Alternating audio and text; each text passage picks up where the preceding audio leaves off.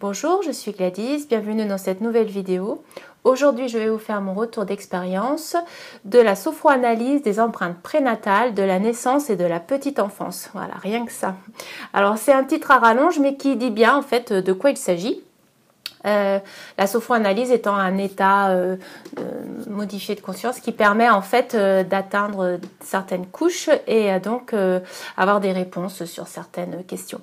Alors, pour le contexte, à l'automne 2019, là, je recommençais à me pencher sur la question de la perte gémellaire, puisque je vous avais parlé parmi les stages chamaniques que j'avais fait en 2018, le premier était sur la perte gémellaire, que c'est quelque chose qu'on m'avait détecté par 2 fois en kinésio à 10 ans d'écart, et dont j'avais un certain nombre de symptômes, on va dire, bon, moi, j'arrive pas forcément à connecter à ça, donc, mais étant donné que c'est une approche comme une autre, je me suis dit, tiens, est-ce que, vu que les problématiques de mon quotidien étaient quand même assez reliées avec les symptômes de la perte gémellaire, je me suis dit, est-ce qu'il y a d'autres approches que le stage chamanique pour y répondre? Alors c'est vrai que j'aurais aussi eu envie de refaire éventuellement un stage, mais ça ne s'est pas trouvé au niveau dispo. Et puis voilà, j'en ai fait d'autres aussi, hein, comme je vous disais. Par contre, en surfant un peu sur internet, j'ai trouvé un certain nombre d'informations diverses et variées. Par exemple des séances de FT, d'autres choses dont je vous parlerai, je pense, dans une autre vidéo, sans avoir réussi à aller jusqu'au bout de faire des séances, par exemple. Et j'ai fini par tomber sur une vidéo de quelqu'un qui parlait justement de la sophroanalyse. Alors sophroanalyse, il y en a pas mal, il y a différentes sortes hein, de ce que j'ai compris après coup, mais celle-ci, voilà, c'est la sophroanalyse des empreintes prénatales de la naissance et de la petite enfance. Et donc cette personne-là avait fait cette approche et je crois même qu'elle s'était formée pour ensuite elle-même en proposer en séance et expliquer à quel point ça avait transformé sa vie. De son site, j'ai pu avoir accès, il me semble, à la vidéo ou à une des vidéos de celle qui est la créatrice de cette sophroanalyse-là. Et c'est vrai que la vidéo a été vraiment, j'étais complètement subjuguée. C'était extrêmement parlant. La personne, je vous mettrai le lien sous la vidéo, la personne qui a mis au point cette sophroanalyse est vraiment très précise, très carrée, directe, et donc explique bien en quoi ça l'a aidée, puisque quand elle l'a mis en place pour elle, elle a vu ce que ça lui apportait, et ce qu'on peut en attendre en fait pour soi. Et c'est vrai que peut-être ça vaudrait le coup que je regarde à nouveau cette vidéo quelques années après pour voir si j'en comprends d'autres choses ou si ça réveille d'autres prises de conscience. En tout cas, à l'époque déjà, j'avais trouvé ça extrêmement motivant et du coup, je m'étais dit, tiens, après avoir creusé un certain temps, en regardant plusieurs vidéos, en allant regarder sur son site tout ce qui était proposé, je me suis dit, bon, je vais prendre rendez-vous et pour m'aider à choisir parmi toutes les personnes, puisque là, avant même que ça devienne beaucoup plus couru maintenant de faire en visio, à l'époque, là, ils proposaient aussi déjà en visio. C'est pas quelque chose où il y a besoin de toucher les gens, donc on peut le faire à distance. Et donc, j'aurais pu faire avec n'importe qui. De fait, je me suis dit, je vais chercher une personne qui se trouve pas trop loin, la plus proche que je vais trouver d'où j'habite, au cas où il devienne intéressant de me déplacer et de faire des séances sur place. Donc j'ai trouvé quelqu'un qui était, alors pas vraiment à côté, hein, c'était, je sais plus, peut-être 1h30 ou, à mon avis 2 heures, peut-être 2h30 en voiture d'où j'habitais. Donc ça n'aurait pas été un rendez-vous, voilà, ça n'aurait pas été tous les mois, mais bon, si j'avais eu besoin, j'aurais pu. Et donc voilà, j'ai pris contact et du coup on a pris rendez-vous et c'était en visio. Donc elle m'a demandé un peu ce qui m'amenait et je lui ai expliqué que c'était la thématique de la perte gémellaire. Et alors c'est amusant parce je lui ai expliqué un peu tout ce que j'avais fait avant. Elle m'a dit, ah oui, comme vous n'êtes pas primo-consultante, on va pouvoir démarrer directement sur ce sujet-là. Donc c'est amusant parce que j'ai retenu que je n'étais pas primo-consultante avec tout le passif que j'avais. Et du coup, on a fait les 2 premières séances sur la perte gémellaire. Alors, de fait, on vient avec sa thématique. Ensuite, il y a tout un petit protocole qu'elle met en place pour faire passer à un autre stade de conscience pour pouvoir avoir accès aux informations qu'on recherche. Voilà. Sachant qu'on est sur un mode, pas du tout du mode logique, on est plus sur la mode comme dans les rêves, ça veut dire plus symbolique et avec des images. C'est pas toujours, on n'a pas une réponse super claire le problème c'est ça, c'est on suit un cheminement en fait, une suite d'images, de sensations, d'impressions. Et donc au début, donc on était parti là-dessus, donc on se met en chauffe. Alors c'est vrai qu'en plus moi, à l'époque, j'étais pas très à l'aise avec tout ça parce que je sais pas si je le suis beaucoup plus, mais je l'ai quand même fait un peu plus. Il y a le côté de se demander déjà, est-ce que je suis bien dans cet état demandé ? Est-ce que ce que je vois, c'est de l'imagination ou du ressenti ? Donc ça, au début, j'avais ce doute-là. Je me suis dit, oh là là, peut-être que je vais pas y arriver, ça va peut-être pas marcher sur moi. Enfin voilà, ce que je comprends que beaucoup de gens se disent en général.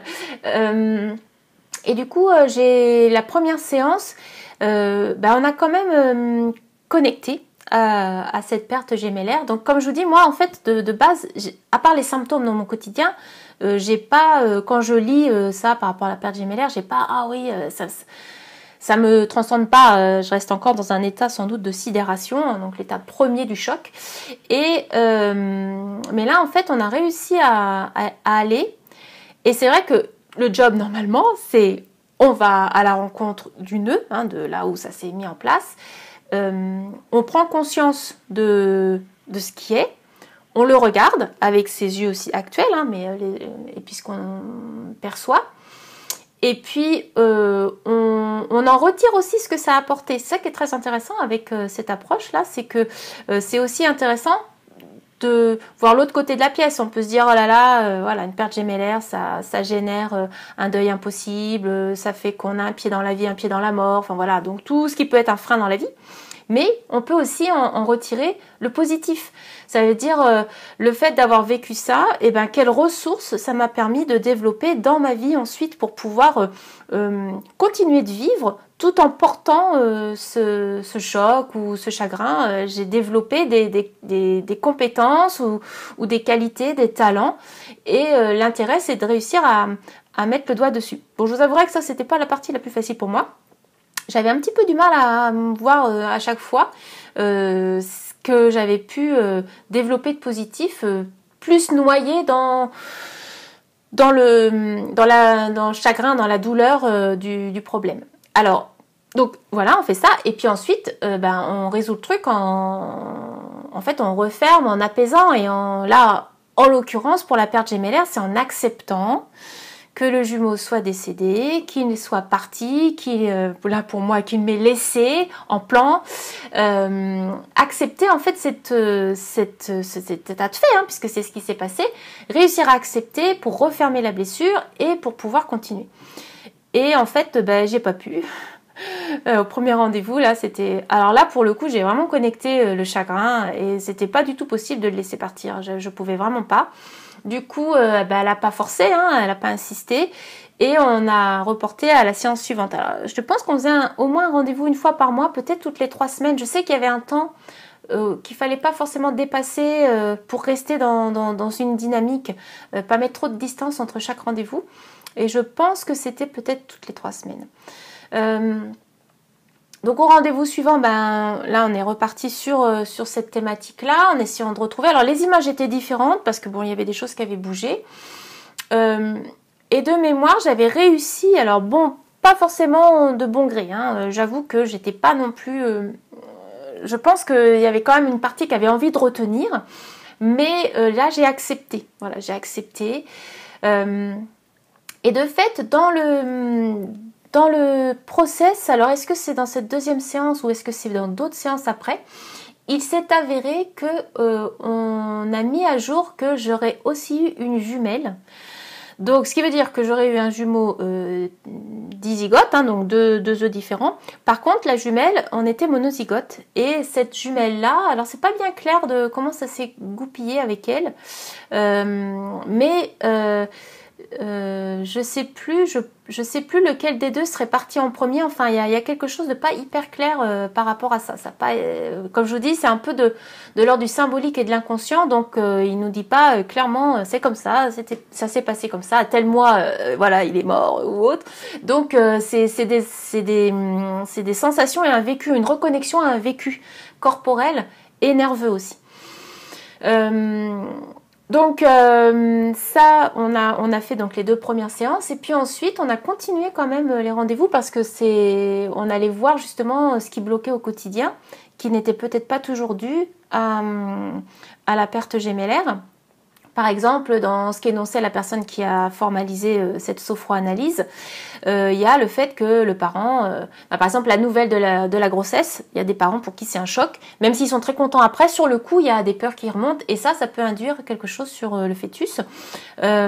Ensuite, il y a le fait de vouloir un autre sexe, par exemple, là pour le coup c'était mon cas, hein, j'étais la dernière en plus, donc une fille et ma mère aurait voulu, elle dit au moins un garçon, mais bon moi j'avais retenu qu'elle voulait des garçons, elle a eu que des filles, donc j'étais la dernière, c'était quand même pas de bol, hein, là le mauvais cadeau, le mauvais arrivage.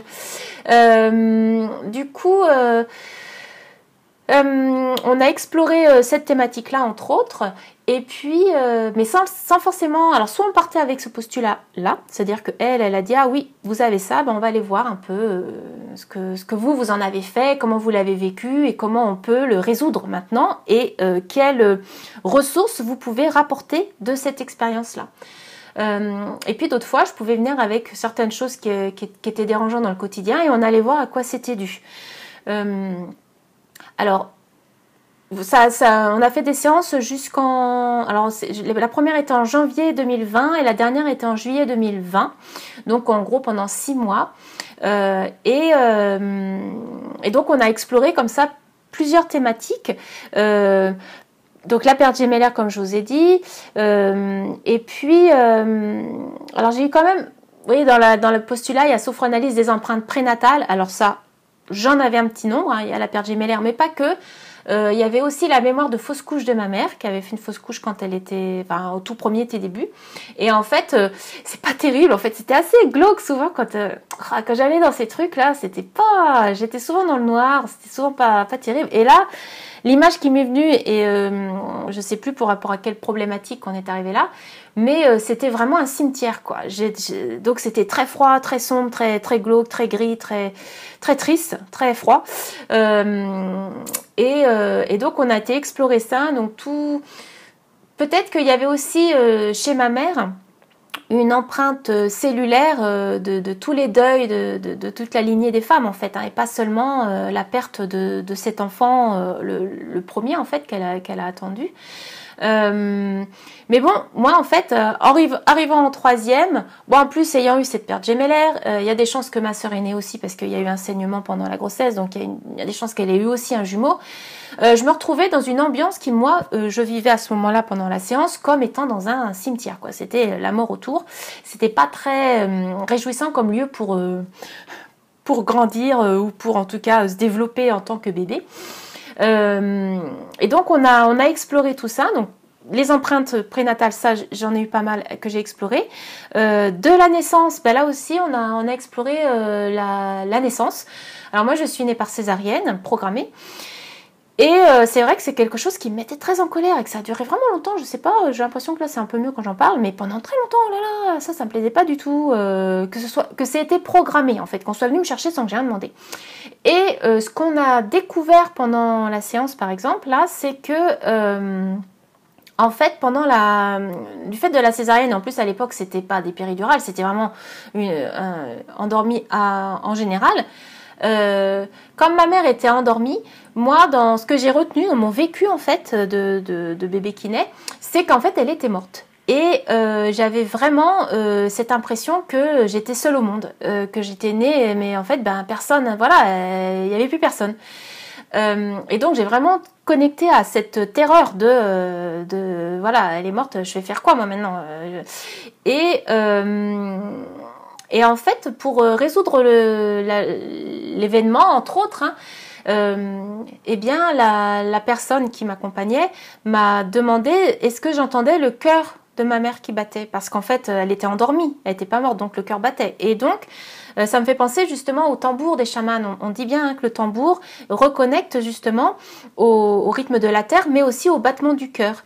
Et donc, j'ai réussi à toucher ça et à pouvoir percevoir le battement du cœur de ma mère. Et ensuite, on a des résolutions où on va imaginer mettre à la place une scène qui aurait été une scène qui serait une scène réparatrice et qui permettrait en fait, qui permet d'intégrer un autre vécu, une autre fin de l'événement.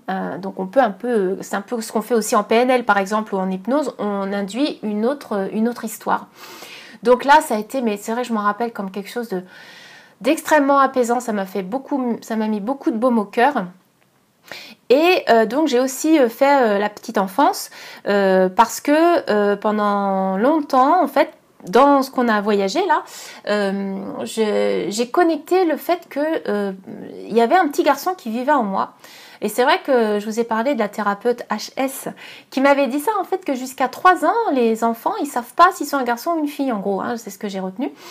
Ou 2 ans, enfin tout petit, on sait pas en fait. Et du coup là, ça m'avait reconfirmé à nouveau. Et j'ai été très en présence, pendant un moment là, j'étais très en présence avec ce petit garçon en moi.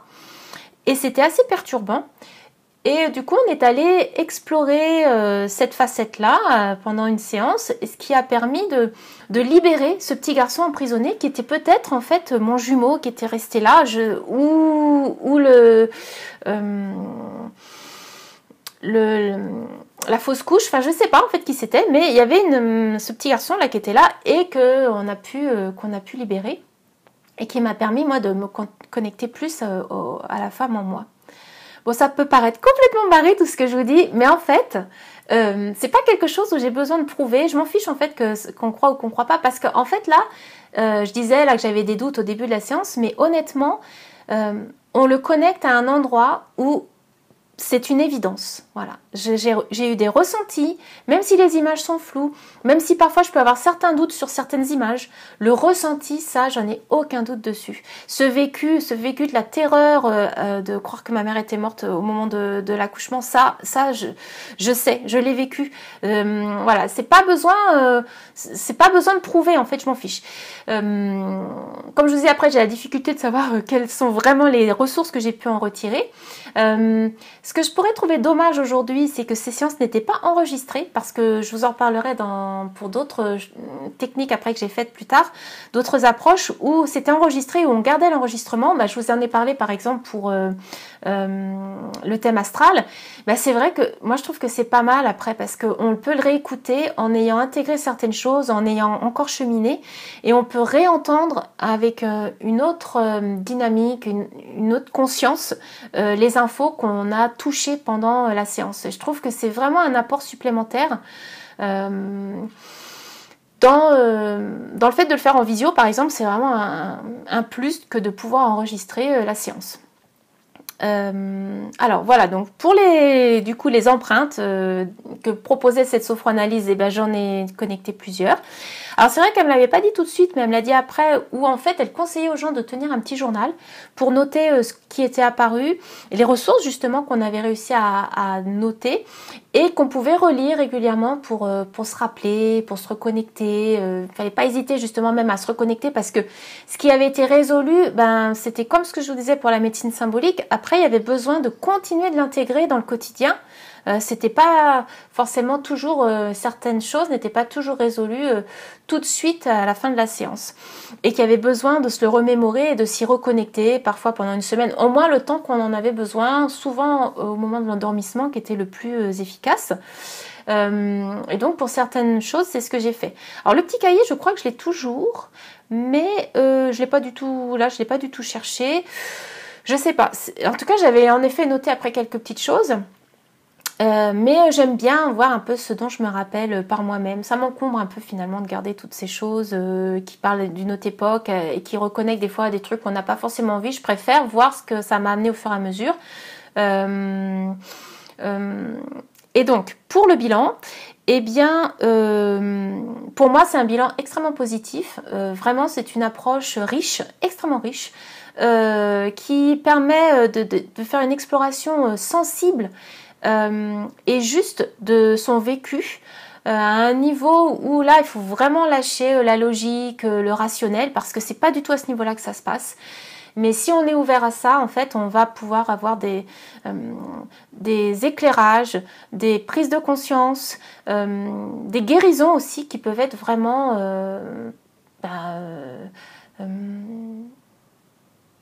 révolutionnaire peut-être, en tout cas très importante. Et parmi ça, par exemple, je vous ai dit justement la problématique d'être une fille alors que ma mère attendait un garçon, ou aurait aimé. En plus, c'était la dernière à l'époque qui faisait pas d'échographie, donc elle savait pas avant que je naisse, hein, donc voilà. En plus, elle était à moitié pas bien réveillée après son anesthésie générale pour l'accouchement par césarienne. Et puis là, au moment où elle se réveille un peu dans les vapes, on lui dit que c'est une fille. Bon, ben voilà, pas une super... disons que le contexte n'était pas génial pour un bon accueil dans la vie. Il n'empêche que grâce à cette approche-là, grâce à la sophroanalyse, j'ai pu en fait voir d'autres points de vue sur cette façon de voir. C'est-à-dire, je pourrais me dire, oui, ma mère, en fait, voilà, comme je disais là, elle voulait un garçon, je suis une fille, pas de bol, voilà, bonjour, bonjour l'accueil, bonjour d'être accepté dans sa famille, bonjour tout ce qu'on veut. Voilà, donc ça, c'est le mode, douloureux, on va dire, qui est une strate réelle, hein, ça fait partie du vécu aussi. Mais ensuite, on peut se dire, il peut y avoir d'autres stades de compréhension, comme par exemple, peut-être ma mère, voilà, elle voulait un garçon parce que elle aurait voulu avoir un frère. Ou elle a connu un petit garçon qui est mort et donc elle était attachée à ce petit garçon et elle voulait réparer quelque chose. Voilà, c'était son histoire, on va dire. Mais ce que la sophroanalyse m'a permis de connecter et que j'ai trouvé vraiment puissant, c'est que, je ne sais plus comment c'est arrivé, mais enfin, on est allé voir et on peut aller voir un peu ce qui est possible hein, quand les différentes personnes qu'on va rencontrer dans ces voyages-là sont prêts. On peut avoir d'autres réponses et donc l'idée, là, c'était d'aller voir la vraie intention de ma mère par rapport à ça, par rapport à cette histoire de garçon. Et ce que ça m'a amené comme éclairage, c'est que, en fait, son intention profonde, c'était d'avoir un garçon parce que pour elle, sa conviction profonde, c'était que la vie était plus facile pour les garçons. Et donc, ça change toute la perception, en fait, ça renverse tout. Ça veut dire que tout mon vécu, là, à un niveau conscient, habituel, c'est de me sentir pas aimée par ma mère parce que je suis une fille alors qu'elle voulait un garçon. Voilà, ça, je fais un résumé, hein. Attention, là, raccourci rapide. Alors que là, en fait, je comprends tout l'inverse. Ça veut dire que ma mère aimait tellement ses enfants, voulait tellement que ses enfants soient bien dans leur vie, qu'elle aurait préféré que ce soit des garçons, qu'elle voulait pour eux que ce soit des garçons, pour ses enfants, parce que pour elle, les enfants avaient une vie plus facile, enfin les garçons avaient une vie plus facile que les filles. Et donc, en tout cas moi, je l'ai reçu comme une marque d'amour énorme, que de souhaiter en fait avoir des garçons, pour leur bien en fait, pour se dire ils seront vraiment plus heureux. Peut-être qu'elle, voilà, elle a trouvé que d'être une femme c'était compliqué, elle a trouvé que la femme dans la société était moins bien vue, était moins bien, s'en sortait moins bien que les hommes, et que c'est pour ça qu'elle souhaitait, peut-être qu'au fond elle aurait peut-être souhaité elle-même déjà être un homme, mais ensuite qu'elle souhaitait à ses enfants d'être des hommes, et de fait elle le souhaitait à un certain niveau, mais son corps ou d'autres niveaux n'étaient pas prêts à avoir des garçons, et donc elle a eu des filles. Donc ça, c'est vraiment super riche, parce que j'en reparlerai, j'ai fait de la mémoire cellulaire aussi, où il est dit ça aussi. Ça veut dire que oui, à un niveau de conscience, ma mère voulait des garçons, mais à un autre niveau, elle ne voulait pas, elle ne pouvait peut-être pas avoir des garçons, et donc elle a eu des filles, parce que en fait, son corps n'aurait pas accepté d'avoir ce qu'elle ne voulait pas. Bon là, attention, hein, ça va loin. Je ne sais pas si vous avez réussi à me suivre. En tout cas, moi, mon bilan, il est très positif pour tout ça, parce que ça m'a apporté des éclairages. Celui-là, je vous amène un des plus réparateur en fait, qui est réparateur aussi de moi qui pourrait en vouloir à ma mère par exemple de me dire oui bon c'est voilà ses parents qui veulent une fille et qui sont déçus d'avoir un garçon, ou qui veulent un garçon et qui sont déçus d'avoir une fille, qui sont jamais contents alors que c'est la vie quand même, c'est un enfant, c'est la vie, c'est super, un enfant en bonne santé, voilà. Les parents se le disent déjà, hein. Voilà, ils ont le droit d'avoir envie d'une fille plus que d'un garçon. Ça, voilà, c'est pas grave. Ce que je veux dire, c'est que de mon côté, je me disais aussi, voilà, il y avait ce côté, attends, elle peut pas, quelque part, elle peut pas se contenter de ce qu'elle a. C'est super, je suis quand même quelqu'un de bien. C'est aussi ça en fait. Hein. Ouais, attends, je suis quelqu'un de bien, je suis quand même quelqu'un d'aimable. Et parce que je suis une fille, eh ben, je suis déjà partie perdante. Donc j'ai eu toute cette partie-là, en fait, pendant longtemps qui a cheminé en moi. Et là, tout d'un coup, j'avais un autre éclairage. Et ça, pour moi, c'était extrêmement réparateur. Et puis j'aime aussi beaucoup parce que, en fait, ça répare. J'ai fait une vidéo là sur le pardon. Bah, c'est quelque part, c'est une façon de pardon, J'aime bien ces retournements de vision parce que ça réhabilite aussi ma mère, l'image que je peux avoir d'elle, ça la réhabilite en tant que mère avec tous les reproches que je peux lui faire. Et ben ça guérit cette partie-là en moi qui me fait comprendre que c'est beaucoup plus complexe déjà, et puis que voilà, on a plein de parties diverses qui sont en conflit intérieurement. Pour elle, c'est vrai aussi, et que j'ai pu avoir accès à cette partie-là et que voilà, ça n'empêche rien, certainement qu'elle est aussi très heureuse de m'avoir moi, en tant que personne, voilà. C'est juste que elle, dans son absolu, un garçon, ça avait une meilleure vie qu'une fille.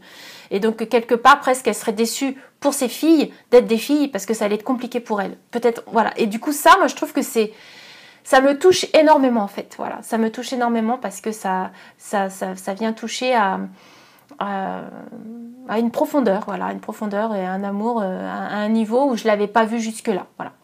Donc, si ça vous intéresse, si vous tapez sophroanalyse des empreintes prénatales de la naissance et de la petite enfance, ou si vous allez voir la vidéo, je vais vous mettre dessous de la fondatrice, là, je vais vous mettre celle que je crois que j'ai préférée, ou peut-être deux, il y en a deux que j'ai bien aimées.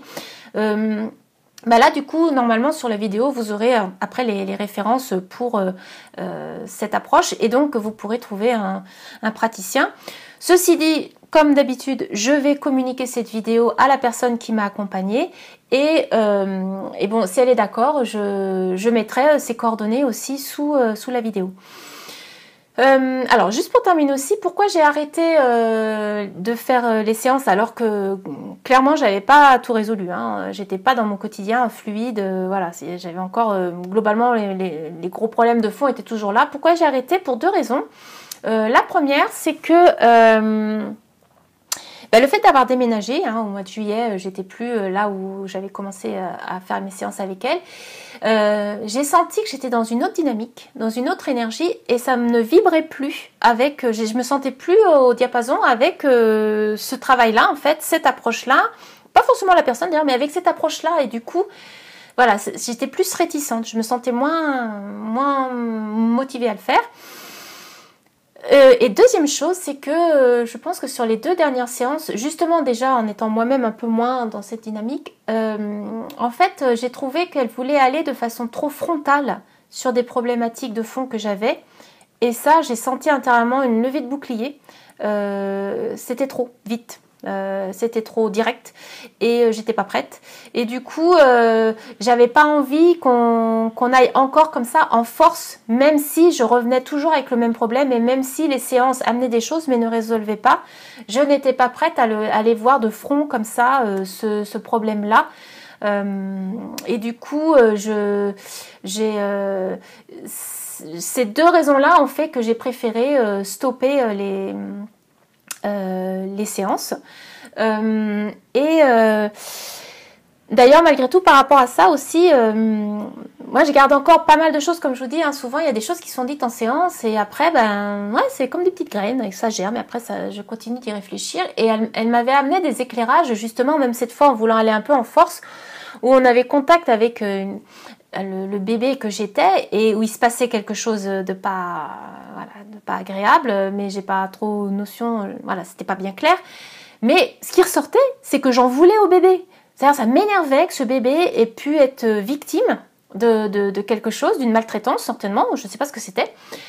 Et moi, consciemment, je trouvais ça incroyable que enfin, je disais, en fait, je lui en veux. J'arrive pas à me dire que c'était un bébé, qu'il était vulnérable, qu'il n'avait pas moyen de se protéger. Je lui en veux de ne pas avoir été capable de se protéger. Et donc, elle m'avait dit, en fait, c'est normal. C'est une réaction normale, en fait, a priori.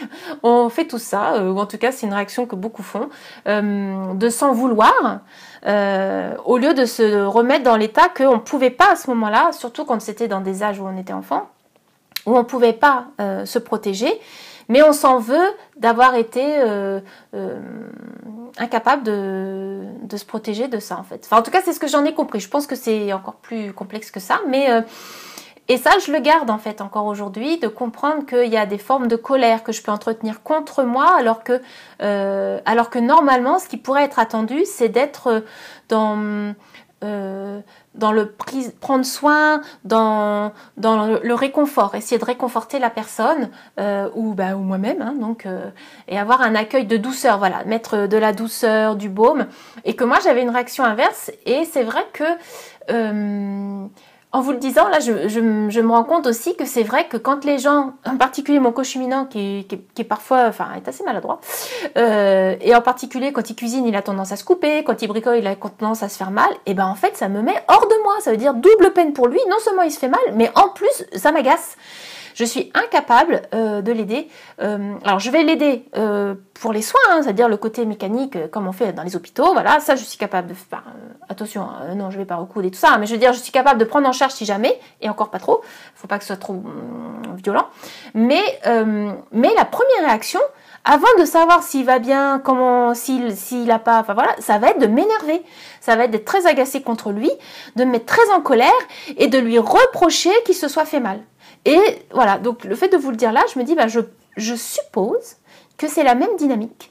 Et donc, quelque part, je m'en veux de ne pas être capable de pouvoir l'aider, de pas être capable de pouvoir m'intéresser à savoir qu'est-ce qu'il vit vraiment, est-ce qu'il souffre, de quoi il a besoin, d'être vraiment à l'écoute, voilà, c'est ça que je cherche tout à l'heure, de pas être à l'écoute de ce que lui il vit, mais de tout de suite être dans une barricade de la colère et de le rendre responsable de s'être fait mal, et même si c'est vrai, ça n'empêche qu'il s'est fait mal. Donc maintenant, ce qu'il faut, c'est prendre soin du fait qu'il a mal, et après on verra éventuellement si on peut faire quelque chose pour que ça ne se reproduise pas. Voilà, donc c'est pendant cette séance-là où elle a mis en lumière ça, et elle m'a dit que en fait c'était une réaction normale. Donc en vous en parlant là, je me dis que j'ai encore un peu de chemin à faire, et que quand j'aurai déjà guéri ce bébé blessé, très profondément blessé, très en colère peut-être, ou auquel une autre partie de moi en veut, je serai peut-être plus capable d'accueillir le mal que les gens se font à l'extérieur. Donc voilà pour la sophroanalyse des empreintes prénatales de la naissance et de la petite enfance. Si ça vous a parlé, interpellé, vraiment n'hésitez pas. C'est vraiment une approche qui peut vous aider à trouver des réponses, et même pour certains donc à vraiment passer à autre chose. Voilà. Je vous remercie pour votre écoute, pour votre présence, et puis je vous souhaite une bonne journée, et je vous dis à une prochaine fois. Merci à vous.